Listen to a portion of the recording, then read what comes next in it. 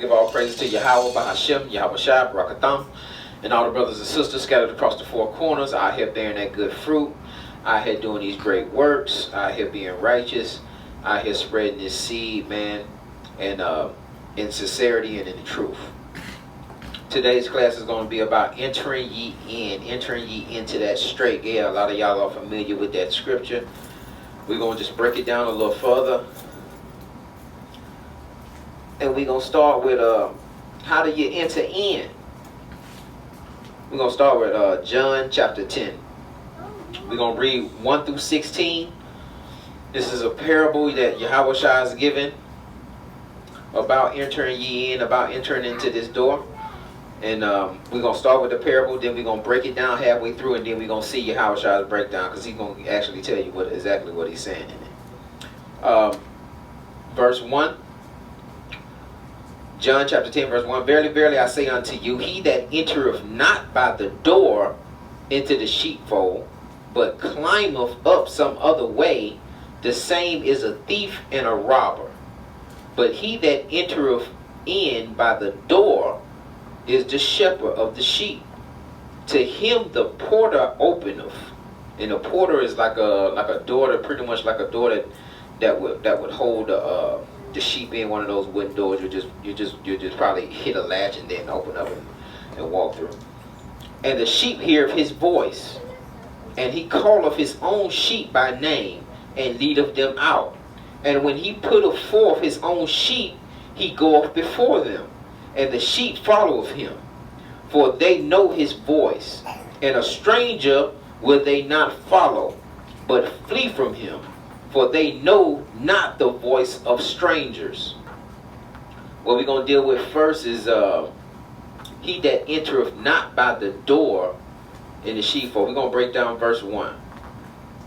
Alright, he that entereth not by the door into the sheepfold, but climbeth up some other way, the same as a thief and a robber. We're going to go to John 14 verse 6 to get a precept on about this door in the way. John chapter 14 verse 6, Yahweh Shai said unto him, I am the way, the truth, and the life. No man cometh unto the Father but by me. So you can't enter into that door unless you're entering in through Yahweh Shai. No one enters in without entering in through Yahweh Shai. He's that door. Ephesians chapter 2. Go to Ephesians chapter 2 verse 8. For by grace are ye saved through faith. No, Shalakia. Ephesians chapter 2 verse 18. For through him we both have access by one Spirit unto the Father. So through Yahweh Shai we have both access by one Spirit unto the Father. Revelations chapter 3 verse 20. Revelations chapter 3 verse 20. We just giving precepts on Yahweh Shai being the way, Yahweh Shai being that door. You can't enter in unless you first enter in through him. That's the first thing we have to deal with. We have to eat. Behold, I stand at the door, and now this is Revelation chapter 3 verse 2. Behold, I stand at the door and knock. If any man hear my voice and open of the door, I will come into him and will sup with him, and he with me. And that just showing that he's the bridegroom. And when we bid it to that marriage, this is also part of the marriage tradition. Is that you know, you have sup with the father when y'all make that arrangement. You must have dinner. Proverbs chapter 8 verse 34.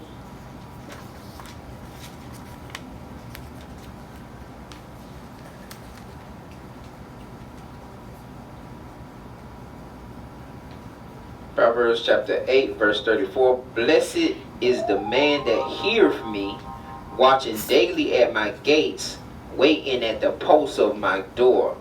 Now all that was to deal with that that first verse in John chapter 10 verse 1. But verily, verily, I say unto you, he that entereth not by the door into the sheepfold, but climbeth up some other way, the same is a thief and a robber. And Yahushua is going to be that door. He's going to break that down and show you that he's that actual door. You have to go through him to enter ye in. We're going to break down verse 3. To him the porter openeth, and the sheep hear his voice, and he calleth his own sheep by name, and leadeth them out. We're going to go to Matthew chapter 7 verse 21. This is the breakdown of verse 3. His sheep hear his voice. And we use this a lot out there on camp. Matthew chapter 7 verse 21. Not everyone that saith unto me, Lord, Lord, shall enter into the kingdom of heaven, but he that doeth the will of the Father which is in heaven. Many will say to me in that day, Lord, Lord, we have prophesied in thy name, and in thy name have cast out devils, and in thy name done many wonderful works. And then will I profess unto them, I never knew them. Depart from me, you workers of iniquity. And we have to understand that a lot of us is going to be out there calling that name, Yahweh, Yahweh. A lot of us are going to be out there saying, Adonai, Adonai. A lot of us going to be out there saying, Abba, Abba, I did the work, I was in there, but, you know, they were still dealing with that iniquity. And when judgment comes, he's going to say, I never knew you. I never knew you. Even you was out there doing the work. But you was 1 foot in, 1 foot out. We go to John chapter 10. We'll go back to John chapter 10. We're dealing with the verse 3 about his sheep hear his voice, and he calleth on his sheep by name and leadeth them out. We're going to go John chapter 10 verse 27. My sheep hear my voice, and I know them, and they follow me. We're going to skip over to John chapter 8 verse 47. It's going to give us about the same thing. He that is of God heareth God's words. Yea, ye therefore hear them not, because ye are not of the Most High. And we get one more precept, John chapter 1 verse 1.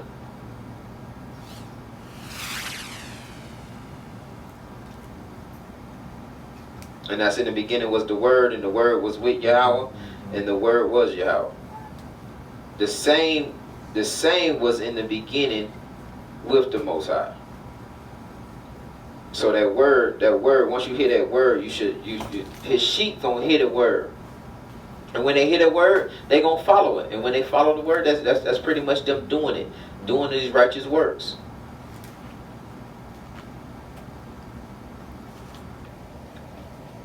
We're going back to John, and we're gonna break down verse 5. Verse 5 was, and the stranger will they not follow, but will flee from him, for they know not the voice of strangers. We're going to drop down to verse 28, John chapter 10, verse 28. And I give unto them eternal life, and they shall never perish, neither shall any man pluck them out of my hand. And those strangers too are strange doctrines. When he says, and a stranger will they not follow, that's a doctrine. The Nation of Islam, Ephiism. The stranger he will not follow, for they know not the voice of strangers. They don't even listen to it. Let's go to Hebrews chapter 13. Chapter 13, verse 9.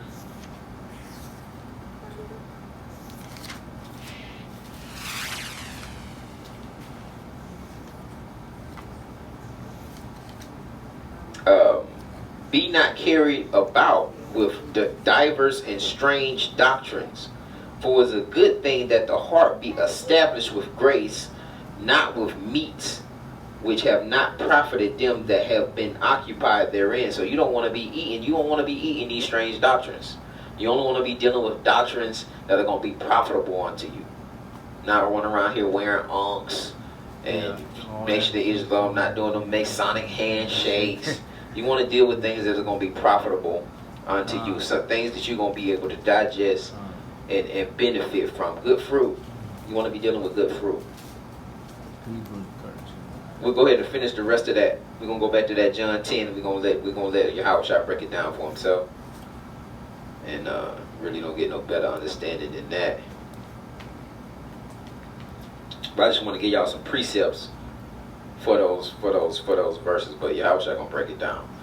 Verse 6: This parable spake Yahushua unto them, but they understood not what things they were which he spake unto them. Then said Yahushua unto them again, Verily, verily, I say unto you, I am the door of the sheep. All that ever came before me are thieves and robbers, but the sheep did not hear them. So all that came before him, the Pharisees, the Sadducees, the scribes, all of them were just thieves and robbers. All the doctrines before were just thieves and robbers. Right? I am the door. By me, if any man enter in, he shall be saved, and shall go in and out and find pasture.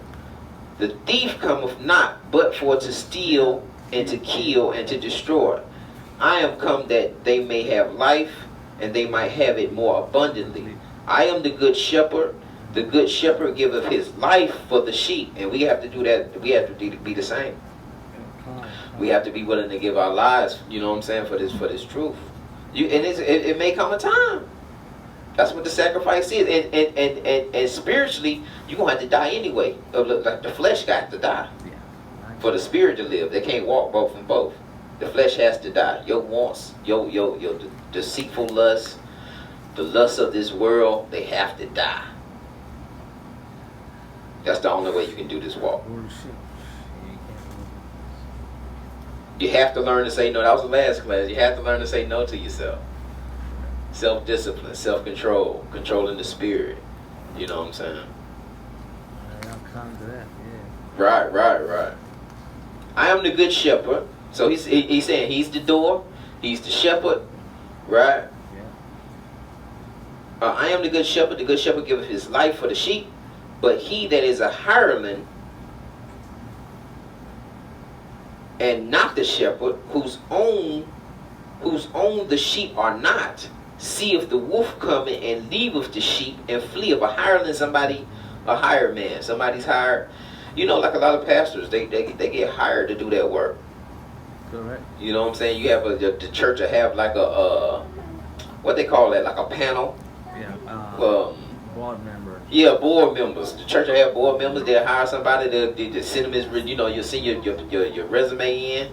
You get hired and say, you know what I'm saying, this is what we're going to pay you for this many years and da-da-da-da. Woo. A hired man and not the shepherd, whose own the sheep are not, see if the wolf coming and leaveth the sheep. So he sees the danger coming and he'll leave the sheep.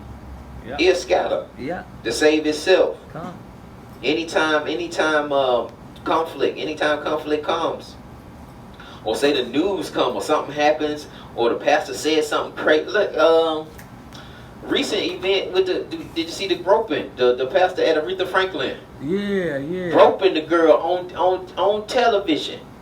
Matter of fact, it was two pastors got into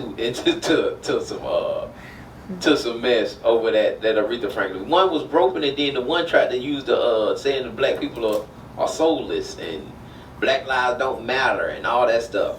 So he ended up having to apologize because they saying, well, that was distasteful. He shouldn't have used that time to say black lives don't matter and da-da-da-da-da. He should have just kept it dealing with Aretha. But the other dude was just blatantly just groping this girl. Nah, man, he was groping her. He had her, like I seen sometime when she was trying to, like she's trying to, and he had like a little grip, you know what I'm saying? Man, you know when you grab somebody's breast, man. You know, come on now. And you gonna adjust and say, I'm sorry. He was held on, gripping her. You know what I'm saying? So he ended up apologizing, but the church didn't do nothing. Everybody watched that. That whole Coon panel. Did you see it?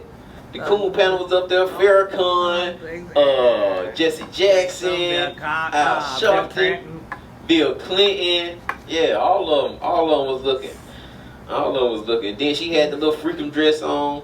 Yeah, Bill Clinton like, yeah, man. Who was wearing that? Huh? Who was wearing it? The freaky. What's her name? Ariana Grande. Ariana Grande. Yeah.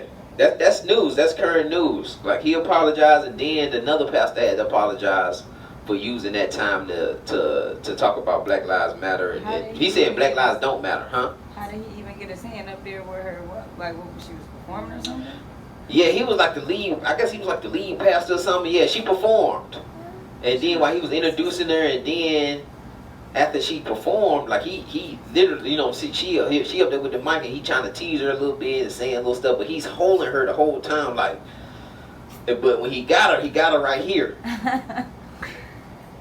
Then it's like you see the indentions, like he grabbed hard. You know what I'm saying? It ain't like usually you just place your hand, but it's like you see the indentions in the church, like, and then when she even moved a little bit, you know what I'm saying? Then he kind of tucked her back in, like, come on back, we better talk this out.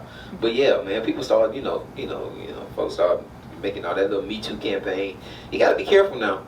Because they got an eye on him. And if you say Black Lives don't matter, you're just being honest and just tell them he just being honest. And it's just black people didn't want to hear that. You know what I'm saying? But they don't want to hear the truth. That's our problem. We don't want to hear the truth. We actually soulless. He said they were soulless, and that was true. That was fact. Soulless. Matter of fact, let me just deal with that real quick since we own that. Genesis 2:7. We always, I brought that out earlier. Last class, in the Most High Yahweh formed man of the dust of the ground and breathed into his nostrils the breath of life, and man became a living soul. The breath of life is these laws, statutes, and commandments. That's the spirit, that breath of life. So most blacks are minus the breath of life, so they're not a living soul. That's the equation. The dust of the ground, breath of life. That's a living soul. You had a question? You good? I answered it? Yeah, so the dust of the ground, the breath of life, that's a living soul. If you don't have the breath of life, then you part of the congregation of the dead. You walking around out here, but you dead. You spiritually dead. You're not a living soul.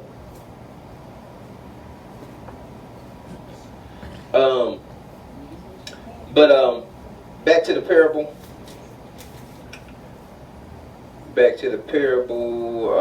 Verse 15, John chapter 10, verse 15. As the Father knoweth me, even so know I the Father, and I lay down my life for the sheep. And other sheep I have, which are not of this fold, them also I must bring, and they shall hear my voice. And I don't want people to get confused on people thinking that Gentiles are going to get in. We'll get that in Ezekiel.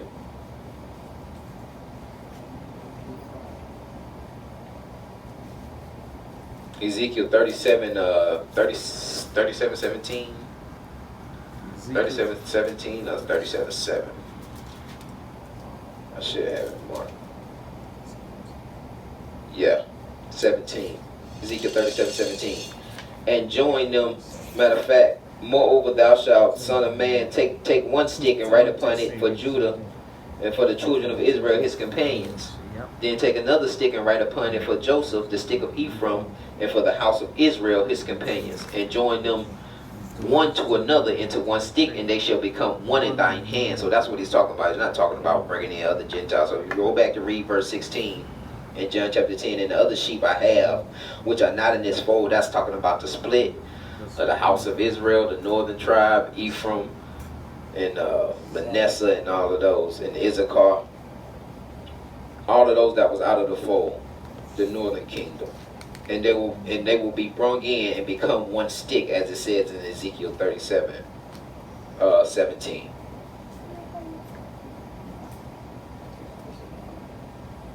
Alright, we're gonna go to the Apocrypha. The Apocrypha. We're gonna go to Second Esdras. Second Esdras chapter 7.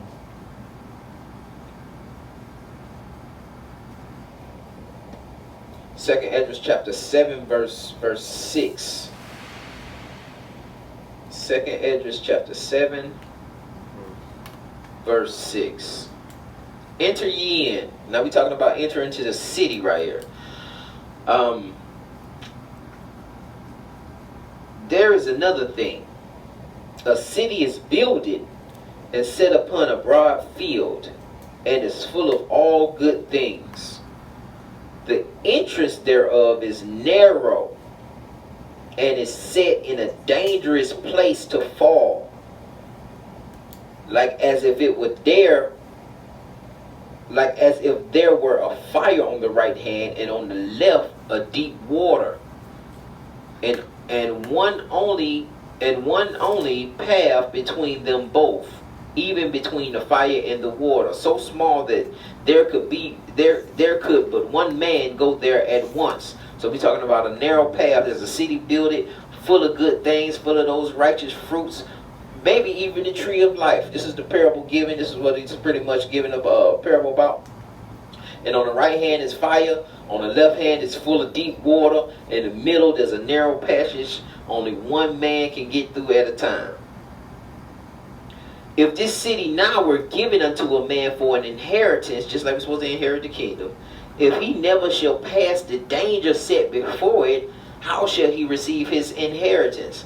So here he's saying, if you can't face the dangers that it's going to take to get to that kingdom, to get to that fruit, then how you gonna get your inheritance? You see what I'm saying? And a lot of times we're gonna have to face dangers.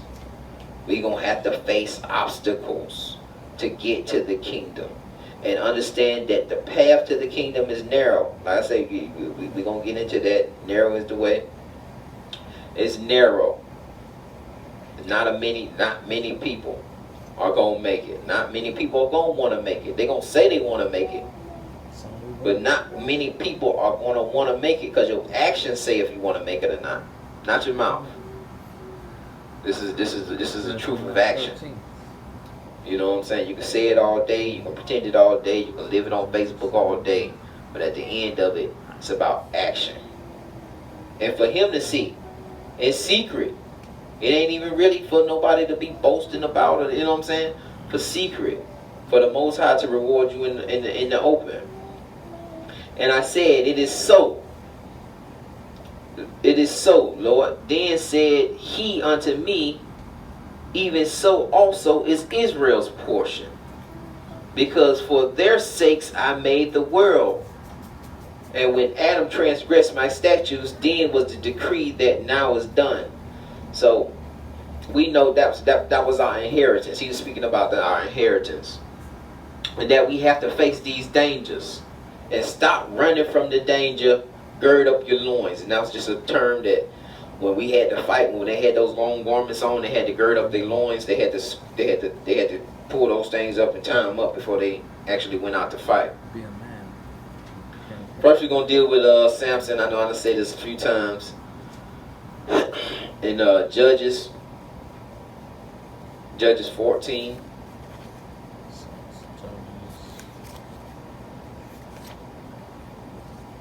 Judges 14, verse 5 and 6.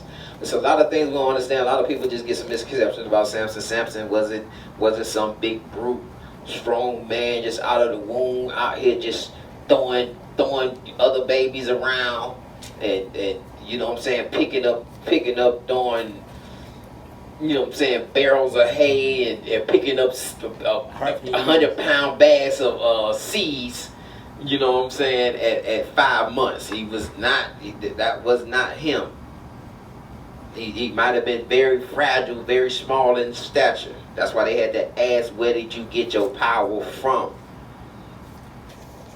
And I know a lot of times we read that Deuteronomy 7:6 and we think we were some of the greatest, man, we were the biggest nation, and man, we were so powerful, man, you know what I'm saying? But at the end, that's not really how this was. This is an underdog story. This is an underdog story. Judges chapter 14 verse 6. Matter of fact, Judges chapter 14 verse 5. Then just to get the thing, just Samson just getting married to the first wife, and he about to go down there and get married, and he runs into this situation. I'm finna read it now. Then went Samson down, and his father and his mother, to Timnath, and came to the vineyards of Timnath, and behold, a young lion roared against him. Now you got Samson, he a young lion, and the young lion stepped in front of him. You know what I'm saying? You got two young lions in their pride, drilling each other down. The lion roars at him. Watch this. And the spirit of Yahweh came mightily upon him. See, at that moment, that's when Samson realized who Samson was. When the lion roared at him, when he faced the danger. And he rent him as he would have rent a kid, and he had nothing in his hand, but he told not his father or his mother what he had done. So at that moment, that's when that spirit jumped on Samson mightily, and that's when he realized who he was. And a lot of times too, we use that analogy for certain situations, certain things got to happen in your life. Certain people have to leave. Certain obstacles have to be confronted in order for you to realize what the Most High has put inside of you, for you to realize your purpose. You're going to have to face the roaring lion. You can't run from it. Because if you run from it, you run from your opportunity to realize who you truly are, to unleash your power. You see what I'm saying? And a lot of times that happens. I don't know if y'all ever seen Bruce Leroy, The Last Dragon. Yeah. You know what I'm saying? He didn't get that glow till he was halfway dead under that, under that water, man. So a lot of times you miss your Super Saiyan, you miss your glow, because you running from the persecution, you running from the obstacle, you running from the danger. When he placing the danger in your life to unleash you, he knows what he placed in you. He knows exactly what it's going to take for you to pull that out. You know what I'm saying? For you to be unleashed. So, you know what I'm saying? Don't run from the danger. Right. Face the roaring lion. Face the roaring lion. Face the roaring lion. So you can get your super, so you can get your power, so you can understand your purpose. And then once you get your power, you understand your purpose, you be like, okay, that's why all that happened, to get me here. And then you understand there is no mistakes. Then there is no depression. Then there is no anxiety. Because you understand that it was all purposed. It was always already laid down. You understand you had to go through all those things to get to this very moment. You understand that you're at the very spot that you're supposed to be in. We're gonna go to 1 Samuel. We're gonna deal with David a little bit. David and Goliath. We all know the story. 1 Samuel 17.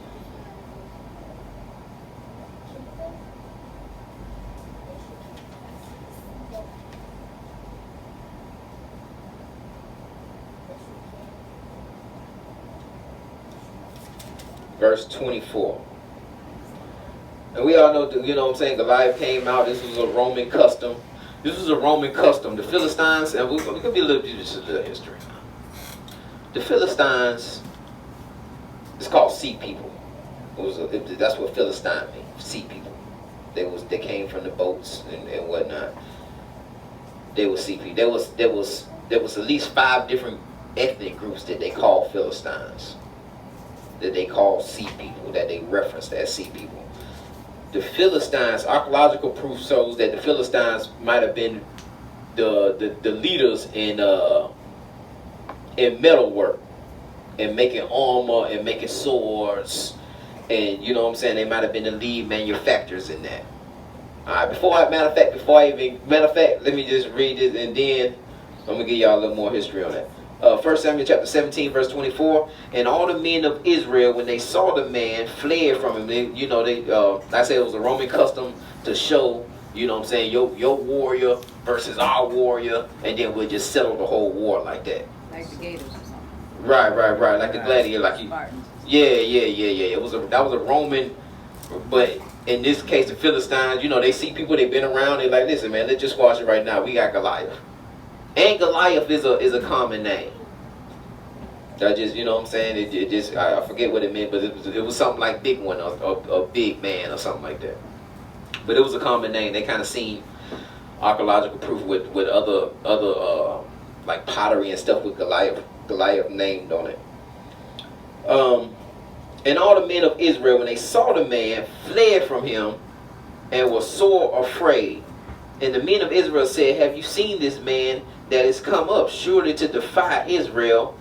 Is he come up? And it shall be that a man who killeth him, the king will enrich him with great riches and will give him his daughter and make his father's house free in Israel. All right, we're going to drop down to verse 34 when David steps up. Because David didn't hear it the first time. He didn't hear Goliath go out there and make that statement. But the second time, David heard it. You know what I'm saying? He went out there to see, and David heard it. And he was like, listen, we ain't finna be talking crazy like that about the Most High, man. You not finna be talking crazy like that. So David said unto Saul, verse 34, David said unto Saul, thy servant kept his father's sheep. Matter of fact, give me verse 32. And David said to Saul, let no man's heart fail because of him. Thy servant will go and fight with this Philistine. And Saul said to David, thou art not able to go against this Philistine to fight with him, for thou art but a youth and a man of war, and he a man of war from the youth. So Saul telling David, like, man, you can't listen. You young buck, just don't sit down. This man been fighting since he was a child, man. You know what I'm saying? And David said unto Saul, thy servant kept his father's sheep. Now David is letting Saul know, like, he's giving him the resume. He giving him his resume. Like, listen, before you say that, I want you to know this about your servant. He kept his father's sheep, and there came a lion and a bear and took a lamb out the flock. And I went out after him and smote him and delivered it out of his mouth. And when he arose against me, I caught him by his beard and smote him and slayed him. Thy servant slew both the lion and the bear, and this uncircumcised Philistine shall be as one of them, seeing he have defied the armies of the living Elohim. So David pretty much gave him the resume, showing that, listen, man, and that's how you got to understand it. There's steps, that is purpose, it's reasons why David was out there tending those sheep. He killed a lion, he killed a bear. There's nothing for me to get down here, and I'm not afraid of this Philistine because my resume speaks for itself, right? David said, moreover, that Yahweh that delivered me out of the paw of the lion and out of the paw of the bear, he would deliver me out of the hand of this Philistine. And Saul said unto David, go, and the Most High be with thee. And Saul armed David with his armor, and he put an helmet of brass upon his head, and also he armed him with a coat of mail. Now this, well, let me keep going. And David girded his sword upon his arm, and he essayed it to go, for he had not proved it. So David didn't even want the armor. He didn't want the armor. He didn't want the sword, because he hadn't proved it, man. That wasn't his. You know what I'm saying? That ain't his go-to. His go-to was that slingshot with them rocks, man. That clock with them rocks. That's it. That was my thing. Right. And David said unto Saul, I cannot go with these, for I have not proved them. And David put them off him. And he took his staff in his hand and chose him 5 smooth stones out of the brook and put them in his shepherd badge which he had, even in a scrip.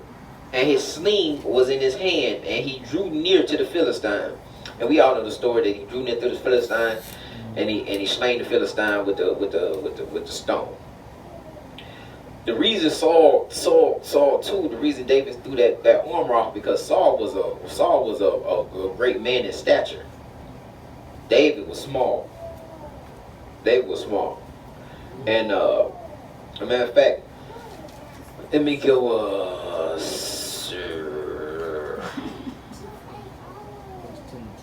Second Samuel chapter 13.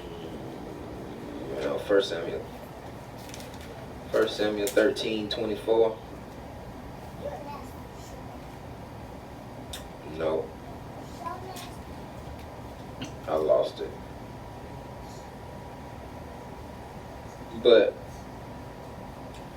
there was only,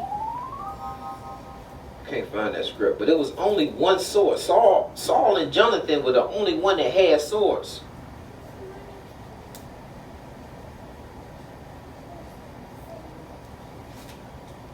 In that time.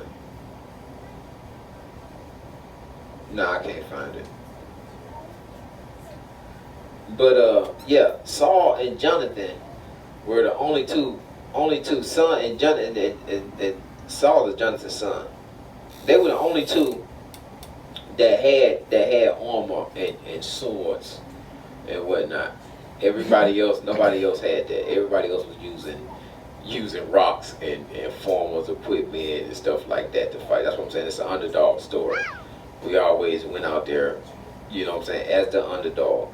And archaeological, I seen some archaeological stuff where they would find all these rocks they call ballistas.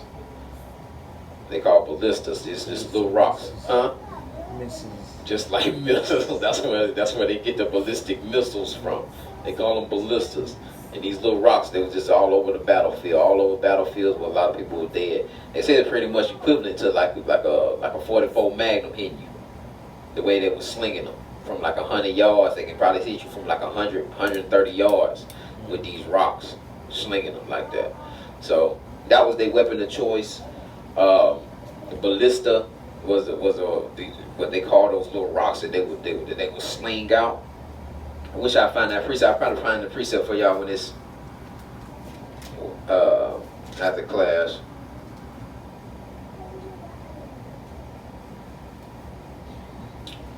But yes, Saul and Jonathan were the only two that had weapons. Let me look for it one more time, and then we're gonna go to the next slide.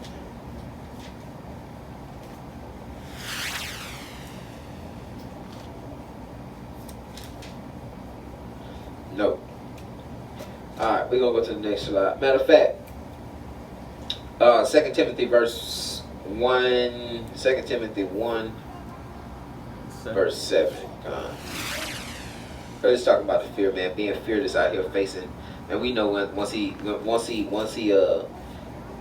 killed Goliath, man, he stepped into his purpose, man. 2 Timothy chapter 1, verse 7. For the Most High have not given us the spirit of fear, but of power, and of love, and of a sound mind. And having a sound mind is being disciplined.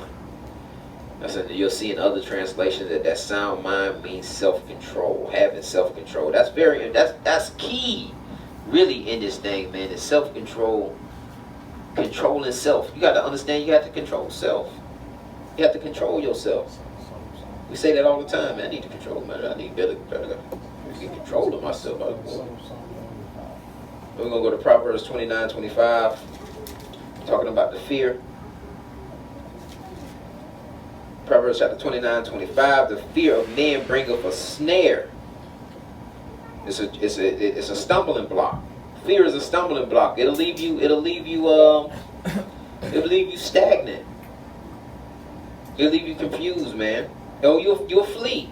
You'll flee from the situation. You'll flee from the problems. But whoso putteth his trust in Yahweh shall be safe. So we got to put our trust, man, in the Most High. And anytime we run from those issues, we just showing the Most High, man, that we don't trust Him. Right. We showing that we don't really trust Him. Enter ye into the straight gate. I think we getting close. Matthew chapter 7, verse 13. Enter ye into the straight gate, for wide is the gate, and broad is the way that leadeth to destruction, and many there be which go in thereat. So wide is the gate that leads to destruction. Majority of this world is going to go to destruction. If you're talking like the majority, if you're around the majority, if you got the same mindset as the majority, you're probably going to be in that wide gate which leadeth to destruction. And many there be which go in. There's many that's going to go in there, but because straight is the gate and narrow is the way which leadeth unto life, and fruit there be that find it. So it's going to be few that find that straight gate, because it's a narrow way. It's narrow that leads to the life. So it's going to be few, man. And it's going to be, I'm telling you, like, even when we look at this thing, like I seen a study saying that it was like 800 for every 845 people. There's one Jehovah Witness. And I was like, well, dang, how many Israelites? This is Jehovah Witness. There's about 80 Jehovah Witness schools in Atlanta. Say that one more time. One out of every like 900 people is a Jehovah Witness. So they kind of make you seem like, dang, it ain't a lot of Jehovah Witnesses.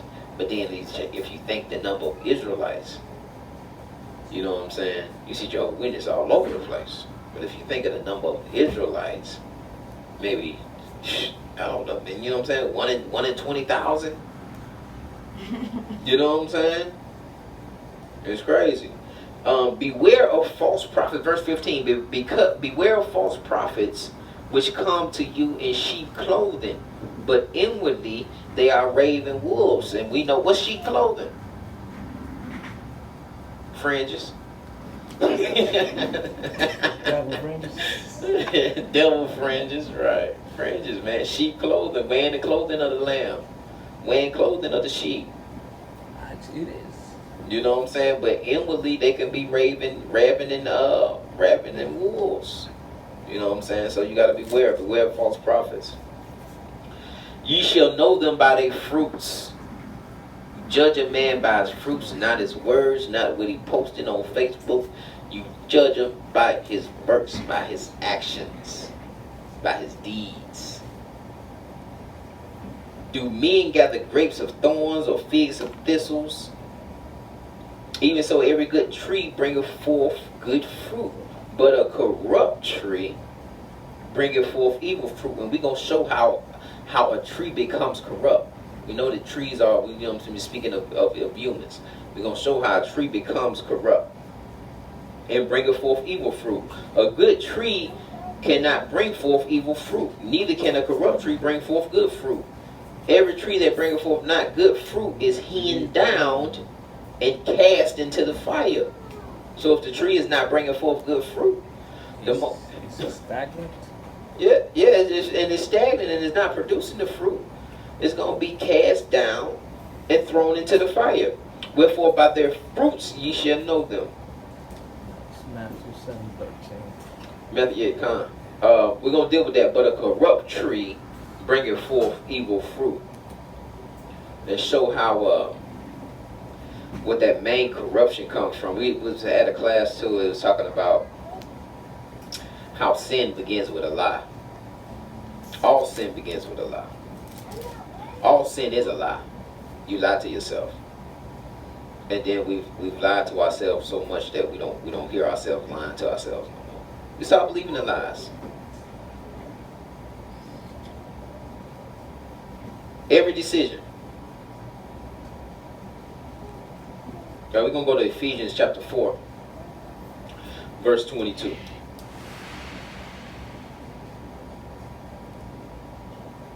Ephesians chapter 4, verse 22. That ye put off concerning the former conversation the old man, which is corrupt, according to the deceitful lust. It is corrupt according to the deceitful lust. Ephesians 4:22. You got to put off the foremost conversation of the old man, which is corrupt according to the deceitful lust. Now the deceitful lust is you know, you shoot, them cigarettes ain't gonna kill me. Yeah, but yeah, That drinking ain't an issue. It ain't really, you know what I'm saying. I'm in control. I'm in control of it. And of saying you in control of certain situations. You know what I'm saying? That's deceitful lust. Or, you know what I'm saying, you could, you know, Yeah, you know, I can do that. Ain't nobody gonna know. My wife ain't gonna find out. Yeah. You know, those deceitful lusts. Or you looking at that harder than them jeans. That's deceitful lust, because they make them jeans, well, you know, huh? Yeah, deceitful lust. You got tricked into this. Look at the name, apple bottoms. The name itself Yeah, is yeah, wicked. and then they tried to put that, yeah. So, like I say, the deceitful lust. They make it shaped like an apple too if you catch the bottom of the pants. And I'm saying they seemed it. They seemed it like that to be deceitful. The makeup, deceitful lust. Yeah. Facebook, Instagram, all the filters and all that. You know what I'm saying? Deceitful lust. We deceive ourselves. Our lust makes us deceive ourselves, man. It makes us deceive ourselves. And really, we shouldn't want anything to do with any of them. Matter of fact, we get John, 1 John chapter 2, verse 16. For all that is in the world, the lust of the flesh, the lust of the eyes, and the pride of life is not of the Father, but of the world. And the world passes away, and the lust thereof. But he that doeth the will of Yahweh abideth forever. So all those lustful things, all that lustful things of the world, if you're not, you should be lusting after the Spirit, lusting after the Word. You're supposed to desire. Attachment. Right. You're supposed to desire that milk, man, and be hungry for this Word. Blessed is he. That's Matthew 5:6. Blessed is he that hungers and thirsts for the Word, for he'll be filled. You know what I'm saying? And then those unclean spirits only gonna dwell in a place that's not filled. That's the only way that those spirits of anger, the spirit of envy, the spirit of lust, the spirit of those things can get into you, because you're not filled, because you're not desiring and being hungry and thirsty for this Word. Because if you are, you're going to get filled, and if you get filled, there's nowhere for the devil to dwell. You see what I'm saying? But the devil loves dry places, and without being that Word, without that water, without that living water, you become a dry place. All right, we break it down to sycamore tree, bitterness and all that stuff deeply rooted inside of you. It's hard to get that stuff out. The deceitful lust. Let's go to the Galatians chapter 5, verse 21. And we just talk about the Shabbat, yeah.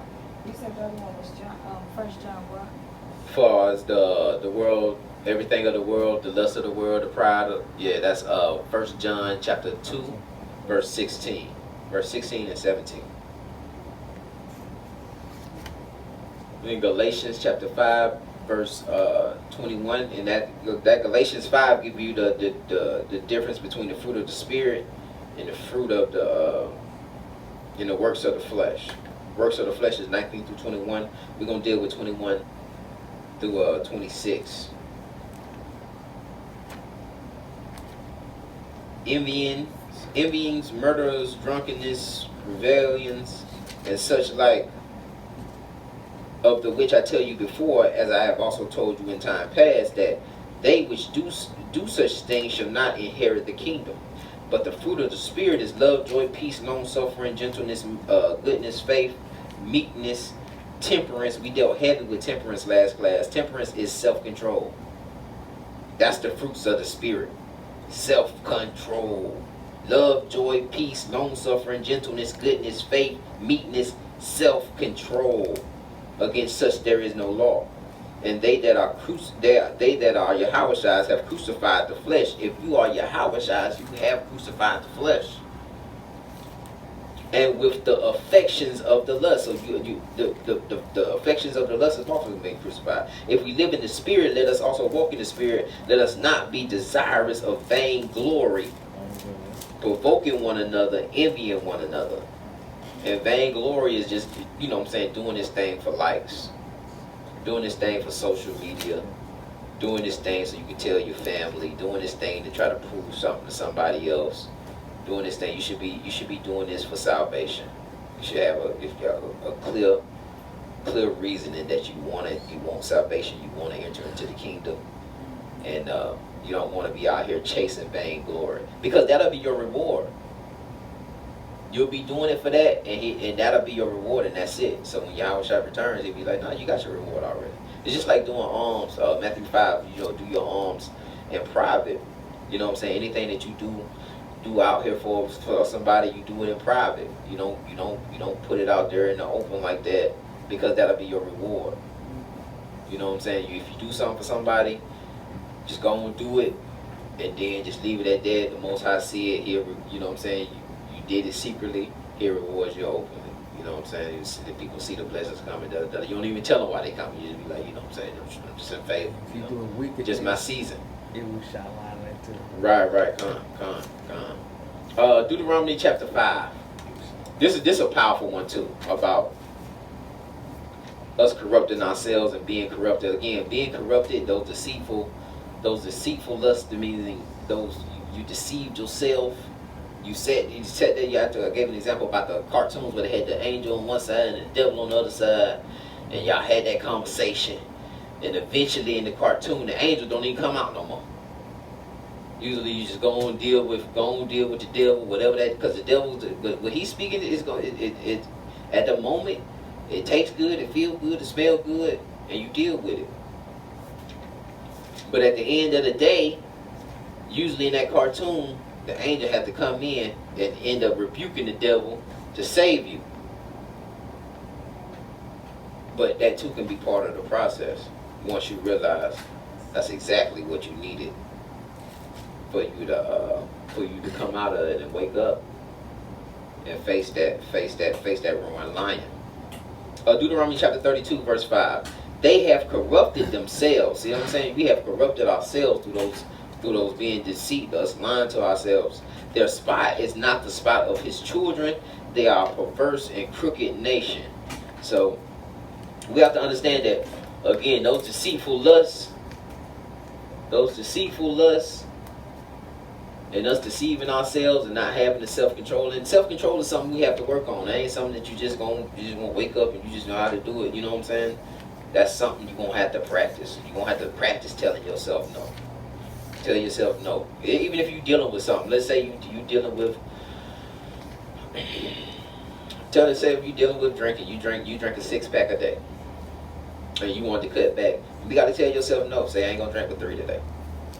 You may drink 6 the next day, but today I ain't drinking but 3. You stay on that, and if you fail, you acknowledge that and you discipline yourself. That's what I'm saying. Self-discipline is also disciplining yourself, also punishing yourself. You know what I'm saying? And that's what fasting, I think we can get into that in the last one. Fasting and all that stuff comes into play when you're talking about disciplining yourself and you know, whatever you like to do, you know how to discipline yourself. You know what'll hurt you.